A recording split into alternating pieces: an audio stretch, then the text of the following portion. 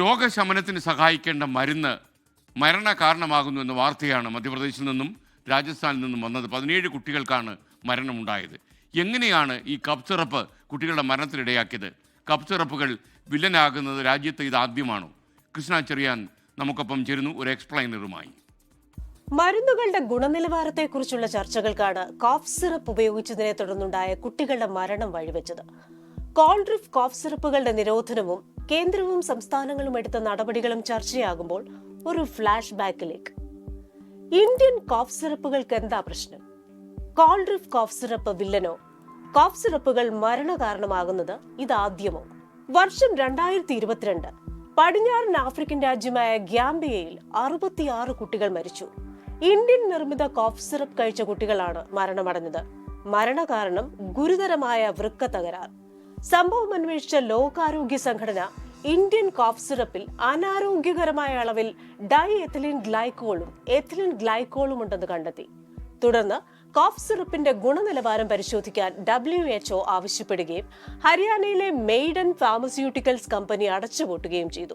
സംഭവത്തിന് ശേഷം പലതവണ ലോകാരോഗ്യ സംഘടന ഇത്തരം കോഫ് സിറപ്പുകളെ കുറിച്ച് മുന്നറിയിപ്പ് നൽകി. 15 ഇന്ത്യൻ കമ്പനികളുമായി ബന്ധപ്പെട്ട് അന്വേഷണവും തുടങ്ങി. തീർന്നില്ല.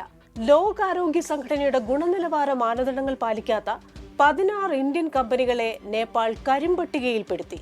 ഇവ വിപണിയിൽ നിന്ന് പിൻവലിക്കുകയും ചെയ്തു. ഓഗസ്റ്റിൽ മാരിയോൺ ബയോടെക് എന്ന കമ്പനി പ്രതിനിധി ഉസ്ബെക്കിസ്ഥാനിൽ വിചാരണ ചെയ്യപ്പെട്ടു. മാർച്ചിൽ ഇന്ത്യൻ അധികൃതർ കമ്പനിയുടെ ലൈസൻസ് റദ്ദാക്കി. പറഞ്ഞു വരുന്നത് കോഫ് സിറപ്പുകൾ വില്ലനാകുന്നത് ഇതാദ്യമല്ല എന്നതിന് ആധാരമായാണ്. എന്താണ് ഇവിടെ സംഭവിച്ചത്? ചുമ കുറയണമെങ്കിൽ കോഫ് സിറപ്പുകളിൽ പ്രൊപ്പലിൻ ഗ്ലൈക്കോൾ എന്ന ഘടകം ആവശ്യമാണ്. ഇത് വില കുറഞ്ഞ എഥിലിൻ ഗ്ലൈക്കോളും ഡൈ എഥിലിൻ ഗ്ലൈക്കോൾ അഥവാ DEG ഉപയോഗിച്ച് മിശ്രണം ചെയ്ത് മലിനമാക്കുന്നു. എന്താണ് ഈ ഡൈ എഥിലിൻ ഗ്ലൈക്കോൾ?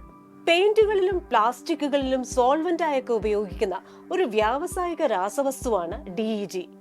വിഷലിപ്തമാകാവുന്ന വസ്തുവാണിത്. മനുഷ്യ ശരീരത്തിലെത്തിയാൽ ഗുരുതര ആരോഗ്യ പ്രശ്നമുണ്ടാക്കും. പ്രശ്നം കോൾഡ്രിഫ് കോഫ് സിറപ്പിനാണോ? അല്ലെന്നാണ് മനസ്സിലാക്കുന്നത്.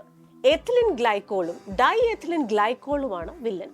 ഈ ഘടകങ്ങളുള്ള കോഫ് സിറപ്പുകളെല്ലാം ആരോഗ്യ പ്രശ്നം ഉണ്ടാക്കും. കോൾഡ്രിഫിൽ എത്ര ശതമാനം ഡൈ എഥിലിൻ ഗ്ലൈക്കോൾ ഉണ്ടായിരുന്നു? 48.6%. ഇത് വളരെ ഉയർന്ന അളവാണ്. അനുവദനീയമായ അളവ് 0.1%ആണെന്നിരിക്കെയാണ് ഇത്രയധികം വിഷവസ്തു അടങ്ങിയ കോഫ് സിറപ്പുകൾ വിപണിയിലെത്തുന്നത്. എന്തായിരുന്നു കോഫ് സിറപ്പ് കഴിച്ച കുട്ടികൾക്ക് സംഭവിച്ചത്? ഗ്യാംബിയയിലെ കുട്ടികളെ പോലെ വൃക്കകൾക്ക് തകരാർ കണ്ടെത്തുന്നു. മൂത്രത്തിന്റെ അളവ് കുറയുന്നു. പിന്നീട് വൃക്ക തകരാർ മൂലം കുട്ടികൾ മരണമടയുന്നു. എങ്ങനെ ഈ കോഫ് സിറപ്പുകൾ അപകടകാരികളായി മാറുന്നുവെന്ന് നോക്കാം. ഇത്തരം വസ്തുക്കളെ ശരിക്കും പറഞ്ഞാൽ മരുന്നിൻ്റെ അടിസ്ഥാന ഘടകങ്ങളെ മാറ്റിയിട്ട് വില കുറഞ്ഞതോ അല്ലെങ്കിൽ മറ്റ് സുലഭമായിട്ട് ലഭിക്കുന്ന മറ്റു ഘടകങ്ങൾ ഉപയോഗിക്കുമ്പോഴാണ് ഇതുപോലത്തെ പ്രശ്നങ്ങൾ വരുന്നത്. ഒരു 12 വയസ്സ് വരെയുള്ള കുട്ടികളിലൊക്കെ അവരുടെ ഈ ആന്തര അവയവങ്ങളൊക്കെ ശരിക്കും വളർന്നുകൊണ്ടിരിക്കുന്ന സമയങ്ങളാണ്. അപ്പോൾ കുഞ്ഞുങ്ങൾക്ക് കൊടുക്കുന്ന മരുന്നിൽ ഒരിക്കലും ഇതുപോലത്തെ സംഭവങ്ങൾ, ഇതുപോലത്തെ ഘടകങ്ങൾ ഉണ്ടായിട്ട് ഇത്തരം സംഭവങ്ങൾ ഉണ്ടായിക്കൂടാത്തതാണ്.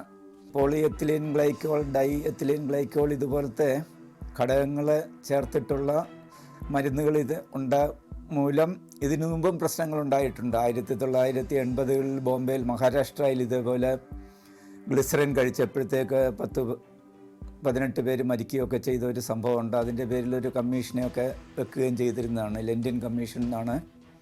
അന്നും ചില നിർദ്ദേശങ്ങളൊക്കെ നൽകിയിരുന്നതാണ്.